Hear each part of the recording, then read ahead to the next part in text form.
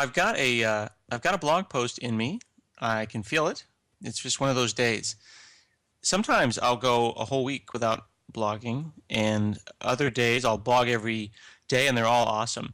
I was starting to worry that this was a week where I wasn't going to have anything to say, and then read a few things, started thinking about it, and now I have a post inside me that wants to get out. I wanted to talk about the anatomy of a good post. Now, you could be writing a how-to, and it's a guide. It's basically documentation.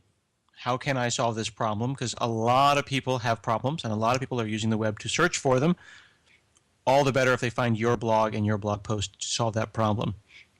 Other blog posts are more opinion pieces and op-eds. So let's talk about those two posts. A how-to has got to be detailed, clear, not skip over any steps, and solve their problem. They showed up because they had a problem. An op-ed needs to be more than just a rant. And there are a lot of bloggers out there that rant really well, and they're known for ranting. Off the top of my head, Steve Yagi comes to mind. He's great, but just as the king said to Mozart, there are too many notes. I think that sometimes in blogging there are too many words. I really think being concise is better than being verbose and being just having bloggeria and just you can't stop and the words keep coming. So whenever I'm writing a post, I'm always trying to think, so what, so what, so what? Like every paragraph, I'm like, I write a paragraph, so what? Because that's what the audience is thinking. They're going to read each paragraph, and each paragraph that they read of yours is one that they could just stop. Just Alt F4 or open a new tab and they've forgotten about your blog. So be asking yourself, what is the point? And hopefully when I start writing the blog post that I want to write today, presuming that the post doesn't suck, and some of them will, I'm going to be asking myself, okay, so what? Okay, so what? As I structure this out. The post Scott is about to write is an opinion post, also known as an op-ed. Writing one of these effectively is a delicate process. If you do it too often, people will brand you a complainer or someone who just enjoys ranting. A few months back, Scott made the assertion on his podcast and then later in his blog that JavaScript is the assembly language of the web. An interesting statement, a thought-provoking idea. His point was basically that people don't enjoy writing JavaScript, mostly, but they do enjoy writing things that turn into JavaScript, like CoffeeScript, TypeScript, Clojure, and so on. He then applied that idea to the analogy of high-level languages that are compiled down into bytecode. Many people disagreed strongly with him on this idea. But just the other day, a few articles popped up from Ars Technica, an online magazine, and Mozilla that have basically supported Scott's claim. Or at least he thinks so. Now he wants to share this news with everyone. And this is the post that's wanting to come out of him. And we captured the process as he wrote it. So I'm arguing basically that it is the assembly language for the web, and here's proof, and here's proof, and here's proof. But I need to figure out how to phrase that in such a way that provides value and doesn't come off as, hey, I told you so, because that's not the point. So I want to build a case, but so what, right? So I think the so what is basically to let people know that this is happening, not to let them know I was right. You can carry the conversation forward, but you have to do it skillfully. And I'm Right. very curious at what your process is going to be here. I can tell you're tentative, and I'm glad I'm recording it. Uh-oh. Well, I mean, I don't know, right? So here's a browser, and here's this. So first thing I have to think about is the title, because as with object orientation, naming something is the first step. Yep. And if you name it, and the name will change, of course. I don't have to nail the name the first time.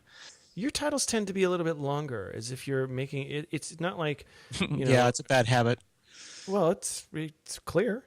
I think it makes for a silly-looking URL, which is you tease me for a lot. But ultimately, I think it covers all the bases. It makes it really, really clear what the blog post is about. And I can't help but imagine that it maybe helps my Google juice. All right. I don't know. We'll see. So, I mean, I could go and say something just like, JavaScript is assembly language for the web. Can we stop talking about this now? Ooh, that's sassy. All right, so there's a title. Another one might be proven awesome. So you're You know using what I a mean? little. You got a little sense of humor going here. Well, I'm just trying to think about, what's going to cause someone to want to read it. So you know how people always say whatever considered harmful? Yes. I could go like that. That's a pretty good one. I think I like that one. I don't like asking questions because, unfortunately, if you ask any question at all in a blog post, can always be answered no, That's a good rule. which then boom, then there's no blog post anymore. It's right. Yeah. So JavaScript as assembly language considered awesome. I like that one. Another one would be thinking about all the different keywords we've got here because people are out there searching for inscriptin. I'm not going to pronounce that. ASM.js. Another idea would be like, it's happened, right? Mm-hmm. Or, there's another good one. You see where I'm going, right? You got to kind of figure this out, right? Short titles like that, people would be looking at that thinking it's probably a little, I don't know, Jerky? link Little baity. jerky? So, why aren't you convinced yet? It's JavaScript. And it's assembler. Why aren't you convinced? I like that. You know what I mean? Ooh. That's a good one. It's okay. You see what I'm saying? Mm-hmm. Or I could even shorten that. JavaScript is assembler, and that's okay. Then the question is why aren't you convinced too combative? Yeah, it's a little bit. Maybe just say, "Can we move on?" or something. I don't know. I'm not trying to write your post for you. Next problem. Next.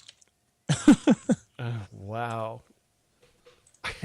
Okay, so let's start with that. That's That's pretty good. sassy. That's actually pretty good. Okay. Well, I don't know if it's sassy. We'll see how the post turns out. Like you said, you can. I don't change know. this.